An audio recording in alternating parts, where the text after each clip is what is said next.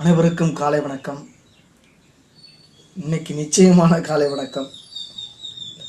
August 11 திங்கட்கிழமை.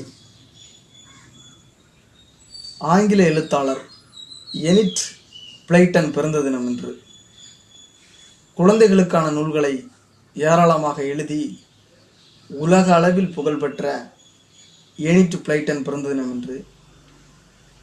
இவங்க லண்டனில் 1897 பிறக்கிறாங்க. தந்தை பிரபல வர்த்தகர், பள்ளியில் டென்னிஸ் சாம்பியனாக திகழ்கிறாங்க. அப்பாவிடம் பியானோ வாசிக்க கற்ற இவர் மேற்கொண்டு இசை பயிற்சியை தொடர நினைத்தார். எழுத்து மீதான ஆர்வத்தால் முடிவை மாற்றிக்கொண்டார். அம்மாவுக்கு விருப்பமில்லை என்ற போதிலும்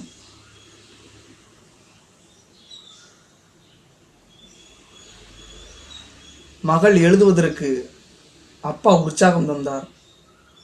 இவருக்கு 13 வயது ஆகும்போது அப்பா குடும்பத்தை விட்டு பிரிந்தார். பிறகு ஆசிரியர் பயிற்சி பெற்ற இவர் பள்ளி ஆசிரியராக ஓராண்டும் குழந்தைகள் பராமரிப்பாளராக 4 ஆண்டுகளும் பணிபுரிந்தார். அப்போதும் கூட எழுதி கொண்டே இருந்தார். பல்வேறு பத்திரிகைகளுக்கு படைப்புகளை அனுப்பினார். நாஸ் என்ற இதழில் இவரது கவிதை வெளிவந்த பிறகு வெற்றி பயணம் தொடங்கியது.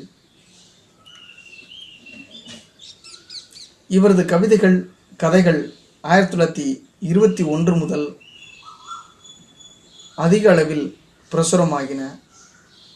சைல்டு விஸ்பர்ஸ், குழந்தைகளின் முணுமுணுத்தல் என்ற இவரது முதல் கவிதை நூல் 1922 சௌரி சௌரா சம்பவம் இந்திய நிகழ்வு நடந்த பொழுது வெளிவந்தது.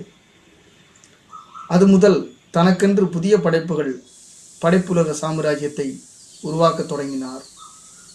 பத்திரிகைகளில் ஏராளமான கட்டுரைகளை எழுதினார். ஓராண்டில் சுமார் 50 புத்தகங்கள் எழுதி வெளியிட்டார். 800 சிறுவர் நூல்களை எழுதியிருக்கிறார். இவை உலகம் முழுவதும் கோடிக்கணக்கில் விற்பனையாகின. இவரது படைப்புகள் 90க்கும் மேற்பட்ட மொழிகளில் மொழிபெயர்க்கப்பட்டிருக்கு. உலகில் மிக அதிகம் விற்பனையாகும் புத்தகங்களில் இவரது நூல்கள் தொடர்ந்து இடம்பெற்றன. Modern teaching, practical sessions for junior and senior schools,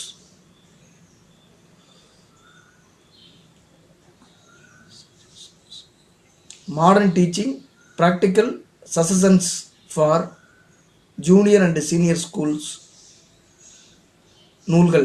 இந்த 2 நூல்களும் பிரபலமான